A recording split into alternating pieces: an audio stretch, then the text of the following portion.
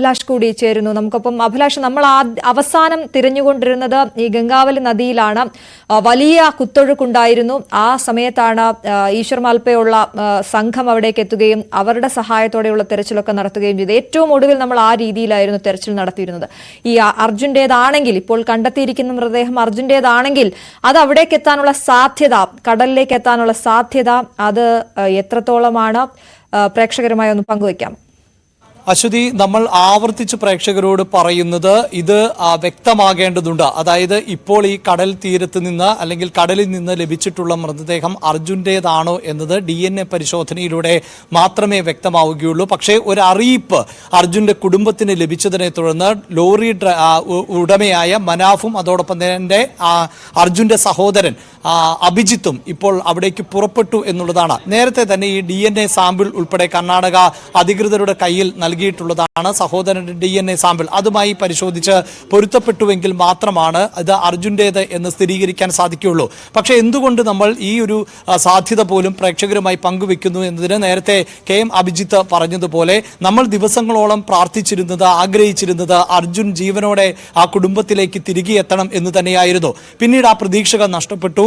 ദിവസങ്ങൾ ഒരാഴ്ച കഴിഞ്ഞു, 2 ആഴ്ച കഴിഞ്ഞു, ഇപ്പോൾ 22 ദിവസം ആയിരിക്കുന്നു. അതുകൊണ്ട് തന്നെ അർജുൻ ജീവനോടെ തിരികെ എത്തുവാനുള്ള ഒരു സാധ്യതയും ആ കുടുംബം പോലും കാണുന്നില്ല. പക്ഷേ അവരുടെ ബന്ധുക്കൾ, ഉറ്റവർ, ഉടയവർ, അവരുടെയൊക്കെ മനസ്സിൽ അർജുൻ മരണപ്പെട്ടുവെങ്കിൽ അതെങ്കിലും ഒന്ന് സ്ഥിരീകരിക്കാൻ സാധിച്ചിരുന്നു എങ്കിൽ എന്ന വികാരമാണ് ഉണ്ടാകുന്നത്. ഒരു പക്ഷേ അവർക്ക് ആ സമാധാനത്തോടെയെങ്കിലും മുന്നോട്ട് പോകാം. മകൻ ഇനി ജീവിച്ചിരിപ്പില്ല എന്ന വികാരത്തോടെ അമ്മയ്ക്കും അച്ഛനും അല്ലെങ്കിൽ ഭർത്താവിന് ഇല്ല എന്ന് സ്ഥിരീകരിക്കുന്ന ഒരു സാഹചര്യം. അതുകൊണ്ടാണ് നമ്മൾ ഇപ്പോഴും ഈ വാർത്ത പ്രേക്ഷകരിലേക്ക് എത്തിച്ചുകൊണ്ടിരിക്കുന്നത്. ഇപ്പോൾ ഈ കടലിൽ നിന്ന് മൃതദേഹം അവശിഷ്ടം ലഭിച്ചു എന്ന് പറയുമ്പോൾ അത് അർജുൻ്റേതാണോ എന്ന് സ്ഥിരീകരിക്കപ്പെടേണ്ടതുണ്ട്. നമ്മൾ ഒരിക്കൽ കൂടി പ്രേക്ഷകരുടെ ശ്രദ്ധ, അതായത് ഈ അപകടം നടന്നതും അതിന്റെ വിശദാംശങ്ങളിലേക്കും, എന്തുകൊണ്ട് ഇപ്പോൾ കടലിൽ നിന്ന് ലഭിച്ച മൃതദേഹം അർജുൻ്റേതാണോ എന്ന് സംശയിക്കുന്നു, അതിന്റെ വിശദാംശങ്ങളിലേക്കാണ് അശ്വതി ഇനി നമ്മൾ പോകുന്നത്. ഇതാ ഇപ്പോൾ ഈ പ്രേക്ഷകർക്ക് സ്ക്രീനിൽ കാണാൻ സാധിക്കുന്ന ഒരു ഭാഗം, അതായത് ഈ പൊസിഷൻ എന്നത് ആണ് ശിരൂരിൽ മണ്ണിടിച്ചിൽ ഉണ്ടായ ഭൂപ്രദേശം എന്നത്. ഇതിന് തൊട്ടടുത്തുകൂടി ഒഴുകുന്ന ഗംഗാവാലി എന്ന് പറയുന്ന പുഴ ആണ് നമുക്ക് കാണാൻ സാധിക്കുന്നത്. റിവർ ഗംഗാവാലി നദിയോട് ചേർന്നാണ് NH66 ദേശീയപാത കടന്നുപോയത്. ഇതിൽ ശിരൂർ എന്ന് പറയുന്ന ഈ പ്രദേശത്ത് ആണ് മണ്ണിടിഞ്ഞത്. ഇവിടെയാണ് ഏതാണ്ട് 300 മീറ്റർ വരെ ഉയരത്തിൽ ഉള്ള കൂറ്റൻ മലകൾ അല്ലെങ്കിൽ ഉയർന്ന മലകൾ എന്ന് പറയാം. ഇപ്പോൾ നമുക്ക് ഈ ദൃശ്യങ്ങളിൽ കാണാൻ സാധിക്കുന്നു ഇതിന് ചുറ്റും പച്ചപ്പ് ആണ് എന്നത്. അതായത് ഗംഗാവാലി പുഴയുടെ ഒരു ഭാഗം കുന്നുകളാലും മലകളാലും നിറഞ്ഞ പ്രദേശമായിരുന്നു. ഈ സ്ക്രീനിൽ കാണുന്ന ഈ വേക്കന്റ് ആയ അല്ലെങ്കിൽ ഇവിടെ മണ്ണിടിച്ചിൽ ഉണ്ടായ പ്രദേശം ആണ് നമ്മൾ ഇപ്പോൾ സ്ക്രീനിൽ കാണിച്ചുകൊണ്ടിരിക്കുന്നത്. ഇവിടെ നിന്ന് ആണ് മണ്ണിടിഞ്ഞ് നേരെ ഗംഗാവാലിയിലേക്ക് പതിച്ചത്. ഈ അപകടം ഉണ്ടാകുന്ന സമയത്ത് അർജുന്റെ വാഹനം ഈ പ്രദേശത്ത് എവിടെയെങ്കിലും പാർക്ക് ചെയ്തിരുന്നു, അല്ല എങ്കിൽ അർജുൻ ഈ ഭാഗത്ത് എവിടെയെങ്കിലും ഉണ്ടായിരുന്നു. ഇതിൽ തന്നെ ഈ ലോറിക്ക് ഉള്ളിലെ ക്യാബിനുള്ളിൽ ആയിരുന്നിരിക്കാം അർജുൻ എന്നാണ് പ്രതീക്ഷിക്കുന്നത്. അല്ല എങ്കിൽ അവിടെ തൊട്ടടുത്ത ഒരു ചായക്കടയുണ്ടായിരുന്നു, അവിടെ എവിടെയെങ്കിലും അർജുൻ ഉണ്ടായിരുന്നു. ഈ പ്രദേശം ഒന്നാകെ ഇപ്പോൾ ഇടിഞ്ഞ് പുഴയിലേക്ക് വീണ സാഹചര്യം അല്ലെങ്കിൽ തെന്നിമാറിയ സാഹചര്യമാണുള്ളത്.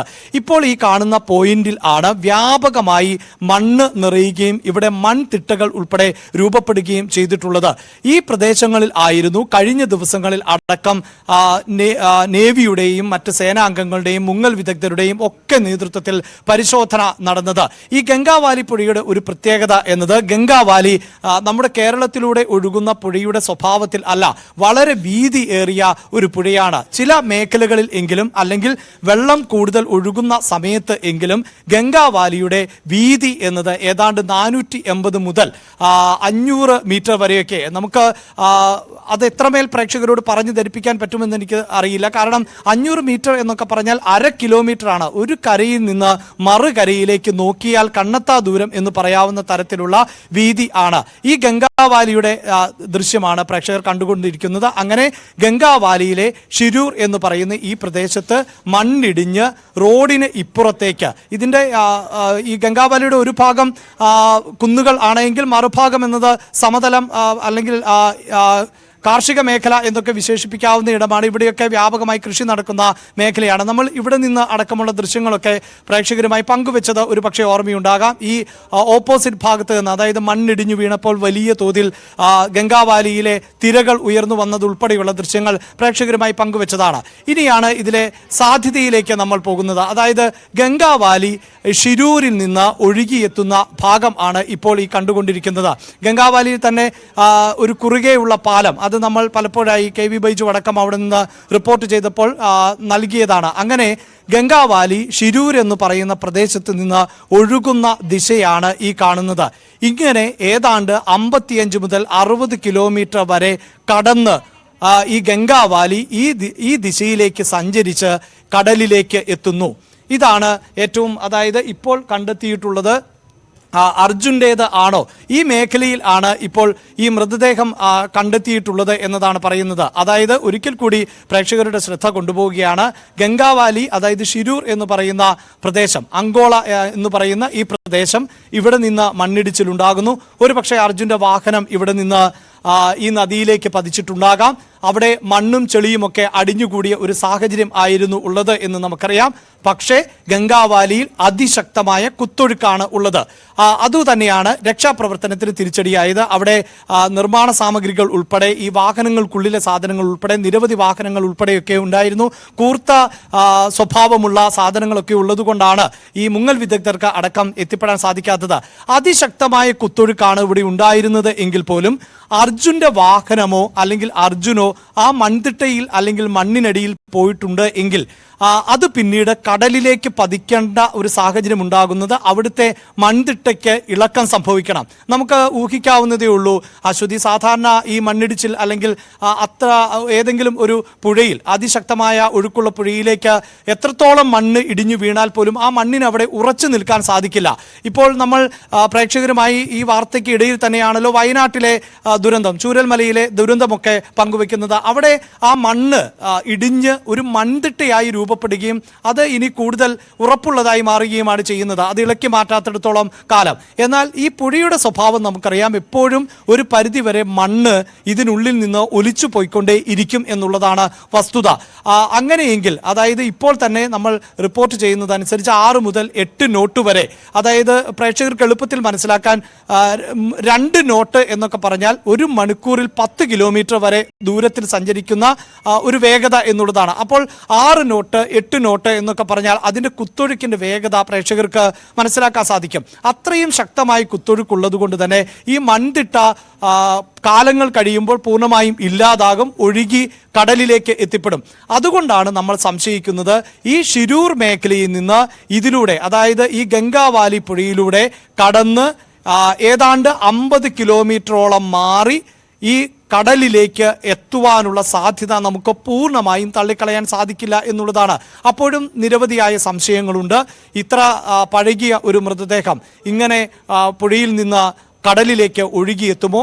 22 ദിവസമായ ഒരു മൃതദേഹത്തിൻ്റെതായ ഏതെങ്കിലും തരത്തിലുള്ള ഒരു സ്വഭാവം ഉണ്ടാകുമോ? ഇതൊക്കെ നമ്മൾ കണ്ടറിയേണ്ടതാണ്. ഒരു പക്ഷേ ഏതെങ്കിലും തരത്തിൽ, ഞാൻ സൂചിപ്പിച്ചു കഴിഞ്ഞു, പല സാധ്യതകളാണ് മുന്നിൽ ഉണ്ടായിരുന്നത്. ക്യാബിനിൽ ആണ് അർജുൻ ഉണ്ടായിരുന്നത് എങ്കിൽ എത്ര ദിവസം അവിടെ ആ ശരീരം, അദ്ദേഹത്തിൻ്റെ അർജുൻ്റെ ശരീരം ഡീക്കേ ആകാതെ, ജീർണിക്കാതെ നിലനിന്നിരുന്നിരിക്കാം. അങ്ങനെയല്ല എങ്കിൽ നമുക്ക് തള്ളിക്കളയേണ്ടതായി വരും. അങ്ങനെ ഒരു സാധ്യത മാത്രമാണ്, സാധ്യതയുടെ കണിക മാത്രമാണ് ഇപ്പോഴുമുള്ളത്. പക്ഷേ അത് മലയാളികളെ സംബന്ധിച്ചിടത്തോളം, നമ്മളെ സംബന്ധിച്ചിടത്തോളം, അതിനൊക്കെ അപ്പുറം അർജുൻ്റെ കുടുംബത്തെ സംബന്ധിച്ചിടത്തോളം വളരെ പ്രധാനപ്പെട്ടതാണ്.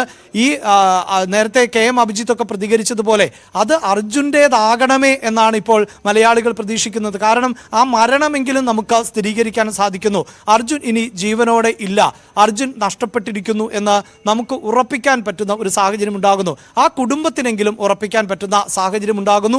ഈ ഒരു സാധ്യതയുടെ അടിസ്ഥാനത്തിൽ ആണ് ഇപ്പോൾ DNA പരിശോധന, അതായത് അർജുൻ്റെ കുടുംബവുമായി ബന്ധപ്പെട്ട DNA പരിശോധനയിലേക്ക് അടക്കം കടക്കുന്നത്. അങ്ങനെ മാത്രമേ, ആ പരിശോധനയിൽ വ്യക്തമാകുമ്പോൾ മാത്രമേ ഇത് അർജുൻ്റെ മൃതദേഹം ആണോ എന്ന് അറിയാൻ സാധിക്കുകയുള്ളൂ. ഈ ഷിരൂരിലെ അപകടമുണ്ടായ മേഖലയിൽ നിന്ന് 50 കിലോമീറ്റർ അകലെയാണ് മൃതദേഹം കണ്ടെത്തിയിട്ടുള്ളത്.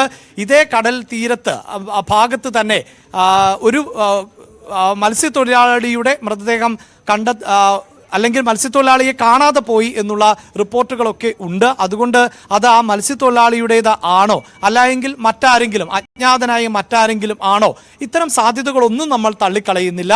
അതോടൊപ്പം അർജുൻ എന്ന സാധ്യതയും നമുക്ക് ഈ ഘട്ടത്തിൽ പ്രേക്ഷകരുമായി പങ്കുവെക്കേണ്ടി വരുന്നത് ഈ ഒരു സാഹചര്യത്തിൽ ആണ്. അതായത് പ്രത്യേകിച്ച് നമുക്ക് എടുത്തു പറയാൻ സാധിക്കും, ചൂരൽമലയിൽ ഉണ്ടായ പ്രളയം അല്ലെങ്കിൽ ചൂരൽമലയിൽ ഉണ്ടായ മണ്ണിടിച്ചിൽ, ഉരുൾപൊട്ടൽ, ആ കുത്തൊഴുക്കിൽ ഏതാണ്ട് 40 കിലോമീറ്റർ അകലെ ആണ് ആ പുഴയിൽ നിന്ന്, ചാലിയാർ പുഴയിൽ നിന്നൊക്കെ മൃതദേഹത്തിന്റെ അവശിഷ്ടങ്ങൾ നമുക്ക് കണ്ടെത്താൻ സാധിക്കുന്നത്. അപ്പോൾ മൃതദേഹ അവശിഷ്ടങ്ങൾ ആ നിലയിലൊക്കെ സഞ്ചരിക്കാനുള്ള സാധ്യത വളരെ ഏറെ ആണ്.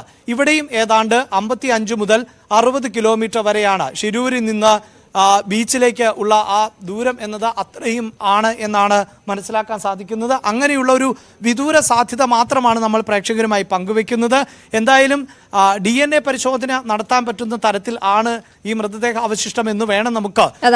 അതിനൊപ്പം ചേർത്ത് വെക്കാവുന്ന ഒരു കാര്യം, KP ഇപ്പോൾ കാണിച്ച ആ റൂട്ട് ഇത് അർജുന്റേതാണെങ്കിൽ അത് ഇങ്ങനെ ആയിരിക്കാം പോയതെന്ന് KP കാണിച്ച മാപ്പിലൂടെ പ്രേക്ഷകരുമായി പങ്കുവച്ച ആ റൂട്ട്, അതിൽ നമ്മൾ ഇപ്പോൾ എടുത്തു പറയേണ്ട ഒരു കാര്യം, അർജുന്റെ ട്രക്കിന്റെ ഭാഗങ്ങൾ അല്ലെങ്കിൽ ലോഹ സാന്നിധ്യം ഈ നദിക്കടിയിൽ, വെള്ളത്തിനടിയിൽ, ഈ റിവർ ബെഡിൽ ഉണ്ട്, അല്ലെങ്കിൽ മണ്ണിനടിയിൽ, അവിടെ അടിഞ്ഞുകൂടിയിരിക്കുന്ന മണ്ണിനടിയിൽ ഉണ്ട് എന്ന രീതിയിലുള്ള തെരച്ചിൽ, അല്ലെങ്കിൽ ആ ഘട്ടത്തിലേക്കായിരുന്നു നമ്മൾ എത്തി നിന്നത്. അർജുനുമായി ബന്ധപ്പെട്ട തെരച്ചിലിൽ ഏറ്റവും ഒടുവിൽ നമ്മൾ എത്തി നിന്നത് അവിടെയായിരുന്നു. പക്ഷേ ആ ലോറിയിലേക്ക് എത്താൻ, അവിടേക്ക് ആ ലോഹം അത് പരിശോധിക്കാൻ രക്ഷാപ്രവർത്തകർക്ക് അങ്ങോട്ടേക്ക് എത്താനാകാത്ത വിധം അടിയൊഴുക്ക്, അത് തന്നെയായിരുന്നു ഗംഗാവലി നദിയെ സംബന്ധിച്ചുള്ള ഏറ്റവും പ്രധാനപ്പെട്ട കാര്യവും. അതുകൊണ്ട് തന്നെ ആ മൃതദേഹം അങ്ങോട്ടേക്ക് കടലിലേക്ക് എത്താനുള്ള സാധ്യത നമ്മൾ തള്ളിക്കളയുന്നില്ല. അതിലേക്ക് വിശദമായി വരാം ഒരു ചെറിയ ഇടവേളയ്ക്ക് ശേഷം.